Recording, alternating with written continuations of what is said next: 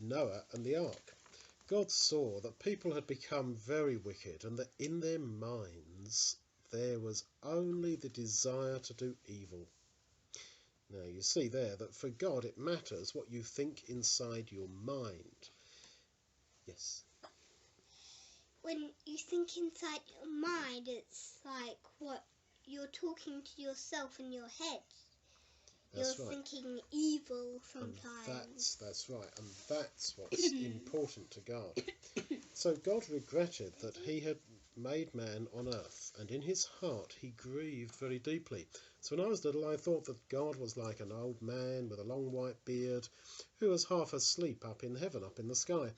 But God's not like that. He grieved very deeply about what was going on in the hearts of people here on the earth.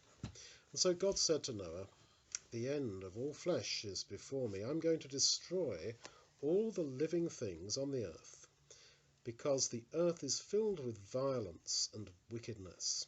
Make an ark of cypress wood," commanded the Lord.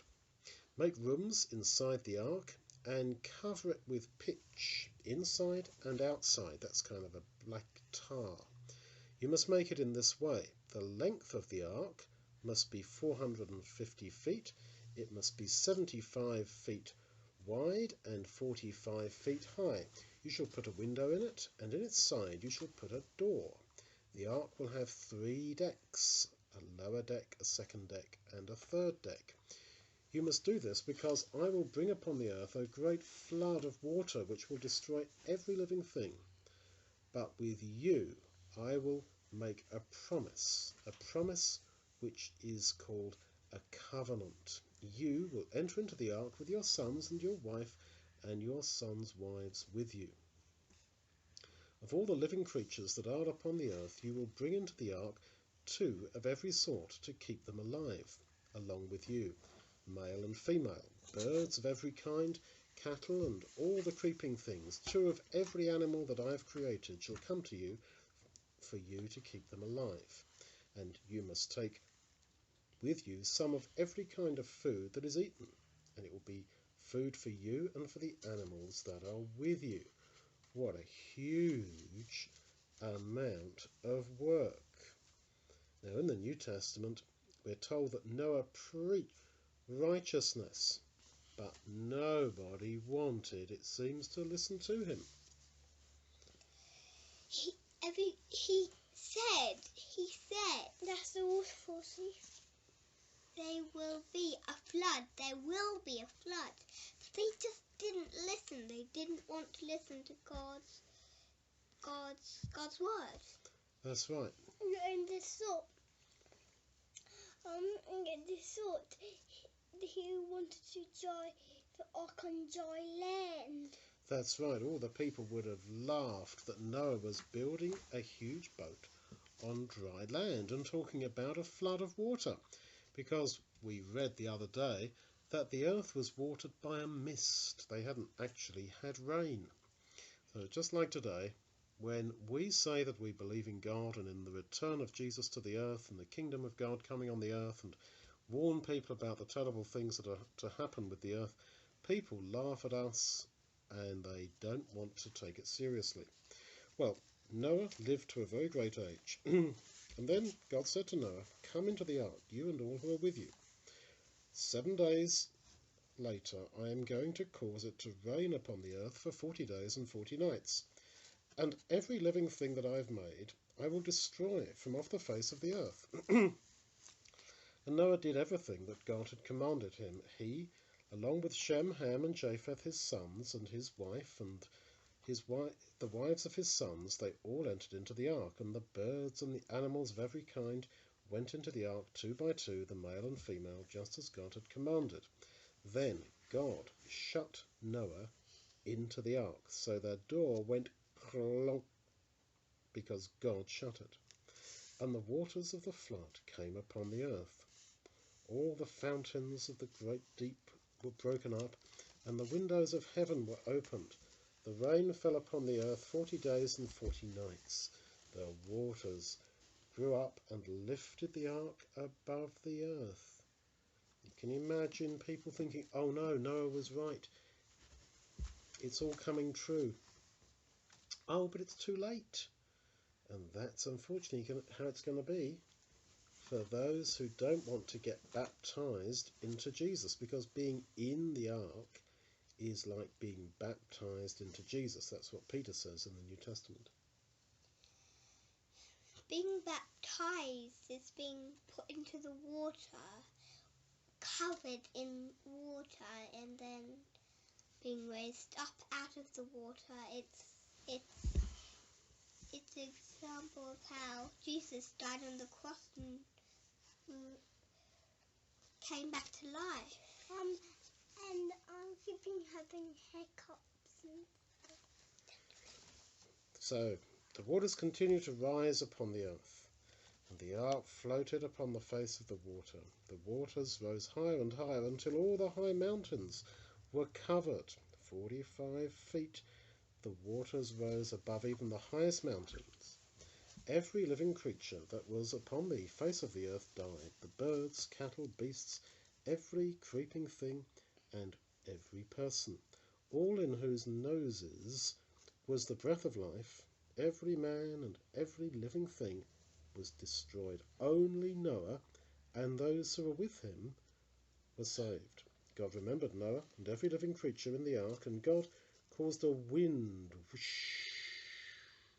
to pass over the water to quiet it. The fountains of the deep and the windows of heaven were stopped, and the rain no longer came down from heaven. The waters went back for 150 days, so that in the 7th month and the 17th day of the 7th month, the ark rested on Mount Ararat. Then the peaks of the mountains began to be seen. At the end of 40 days, Noah opened the window of the ark and sent out a raven who flew to and fro. He also sent out a dove to see if the waters had dried from the ground. The dove didn't find anywhere to rest, and so she came back to the ark, for the waters were still covering the earth. Noah put out his hand, I guess from the window, and took the dove back into the ark, and he waited another 7 days, and again he sent out the dove. The dove came back to him that evening, and when she did so, in her mouth was a fresh olive leaf. So there was obviously an olive tree somewhere above the water. Noah knew therefore that the waters had gone back from the face of the earth. Noah waited another 7 days and sent the dove out again, and this time the dove did not return. Then the water dried up from the earth, and Noah opened the window of the ark. He saw that the ground was dry. Then God spoke to Noah and told him, "Take the birds, the cattle, and every living thing with you, that they may have their young and multiply and fill the earth." So Noah went out of the ark, and his sons and his wife and his sons' wives with him, and every animal and every bird went out of the ark. And that was when they started chasing and eating each other. That's right. Noah built an altar to the Lord and offered burnt offerings of every clean animal and every clean bird. You see, there's clean animals and unclean, and we must only offer, as it were, the clean to God. But now there isn't that, like, unclean and non-clean thing. That's all finished. Yes. Yeah, when Jesus died on the cross, all that difference was done away with. God smelled the sweet smell coming up to him from the sacrifices, and he said in his heart. So isn't that amazing that the Bible tells us what God says in his heart?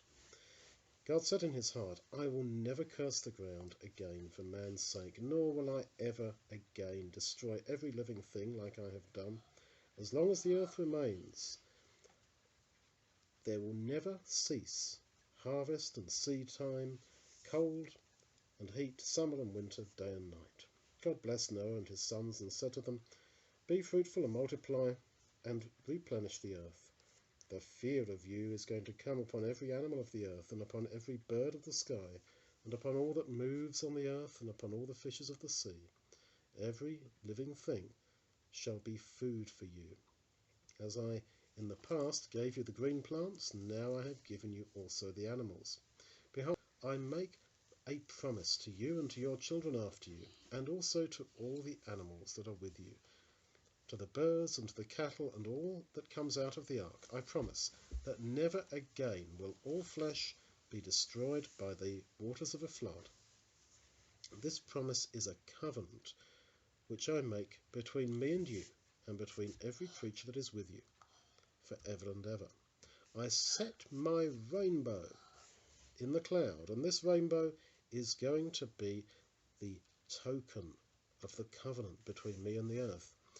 And whenever I bring a cloud over the earth, then the rainbow will be seen in the cloud, and I will look upon it, and I will remember the everlasting covenant between me and you and every living creature. Noah lived a long time after the flood and was a very old man when he died.